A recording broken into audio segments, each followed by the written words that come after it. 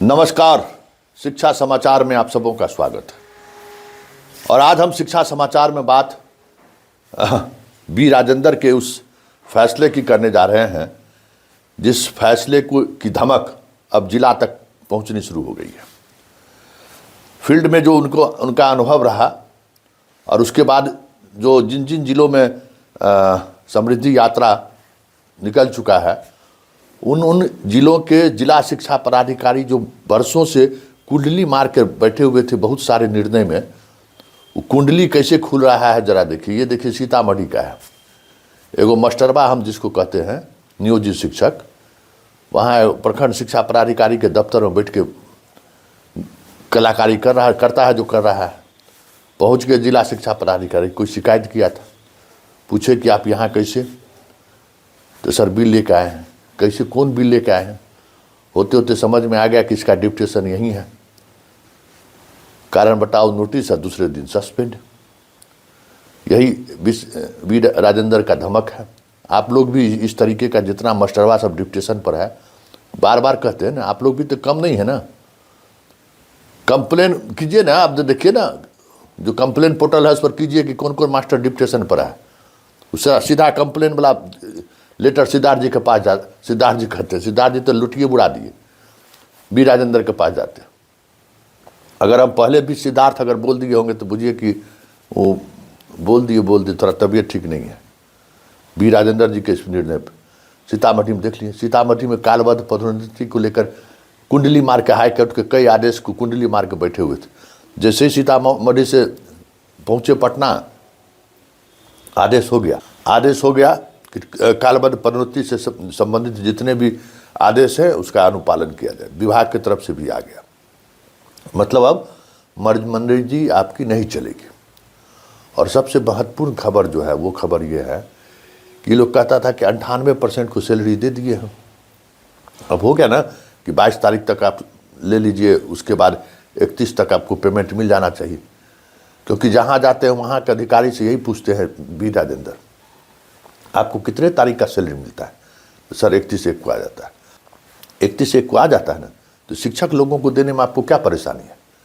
आपके पास फंड नहीं है, क्या कमी है ये बताइए।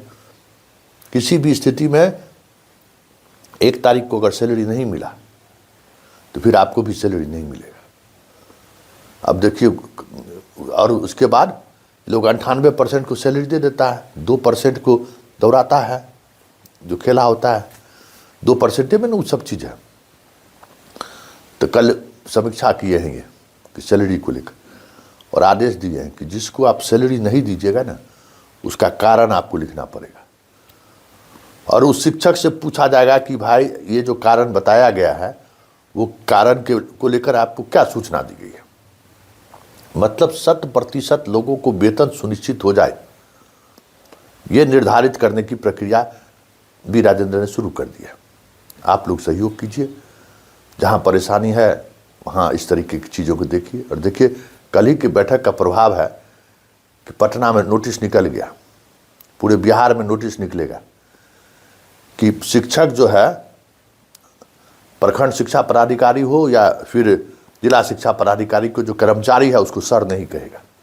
देख रहे हैं ना, अखबार में खबर भी आज छपी है, सर नहीं करना है, वो आपके सीनियर अधिकारी हैं। वो अगर शिक्षक कोई पहुँचे प्रखंड कार्यालय में या जिला कार्यालय में, तो जो भी कर्मचारी हैं वो खड़े होकर उनके सीनियरिटी का सम्मान करेंगे। खड़ा होना है, जो सब टांग पर टांग चढ़ा कर बैठा रहता है कि अरे मास्टर साहब कहाँ आए हैं, लाइए जाके लेके आइए तो तनी, फलाना दुकान पर जो है सो चाट बड़ा बढ़िया खिलाता है, लेके आइएगा। तो ए मास्टर साहब कहाँ आए हैं, कुछ लेके आए हैं? नहीं लेके आए हैं? अरे आप भी हदे आदमी हैं जी, खाली हाथ चले आते, चल जाइए फलाना जगह से 1 किलो स्पॉन्ज लेकर आइए। इस तरीके का व्यवहार करने वाला जितना कर्मचारी जिला शिक्षा पदाधिकारी और प्रखंड शिक्षा पदाधिकारी के यहाँ है, सबको चिन्हित किया जा रहा है। के पाठक के समय ट्रांसफ़र होते होते इन लोगों का बच गया था, इनके समय में नहीं बचने वाला है।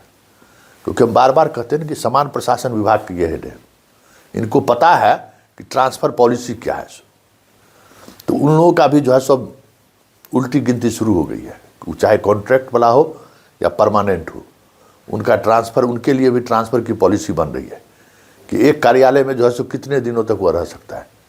मोनोपोली इसलिए है ना कि बरसों बरस तक एक ही कार्यालय में ये लोग रहता है।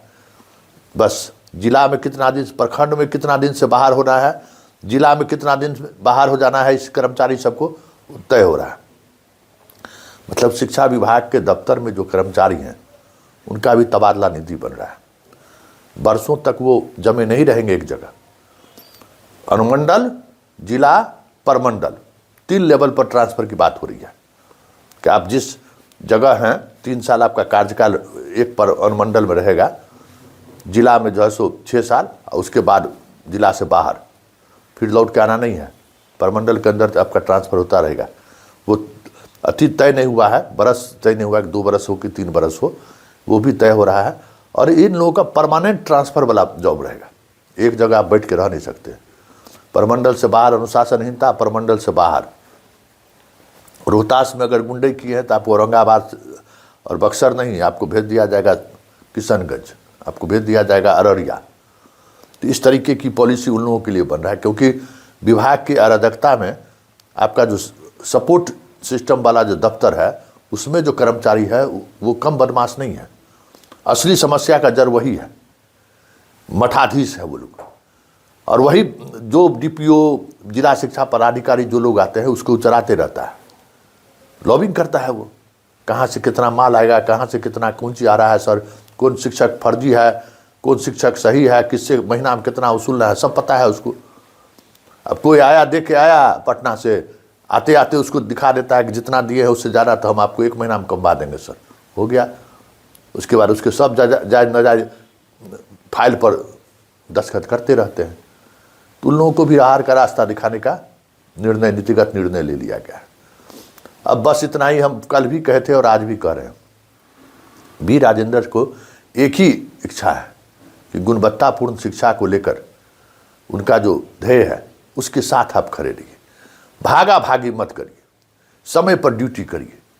और हम पहले भी कह दिए थे और अभी भी कह रहे हैं कि जो नियोजित शिक्षक सक्षमता वाले परीक्षा नहीं दे रहे हैं, नीतीश कुमार तो कहिए दिया इलाज करेंगे, विभाग भी इलाज करने के लिए तैयार है। ये हम अग्र सूचना आपको दे रहे हैं। और वो इलाज जो है ना, नीतीश कुमार का होम्योपैथिक इलाज जानते हैं ना, उसी तरीके का इलाज होगा। जितना दिन नौकरी है ना, याद रखिएगा कि कैसा इलाज कर दिया नीतीश कुमार। अब आपसे, आपके वोट से डर नहीं है उनको कि हम वोट में हरा देंगे। अब कुछ जिया नीतीश कुमार को फिर से अब मुख्यमंत्री बनना है क्या? लेकिन कहीं न कहीं उस सरकार को की ये धारणा है कि जो लोग इस तरीके का काम करते हैं उनका इलाज किया जाए। चलिए, फिलहाल शिक्षा समाचार में इतना ही, इजाज़त दीजिए, नमस्कार।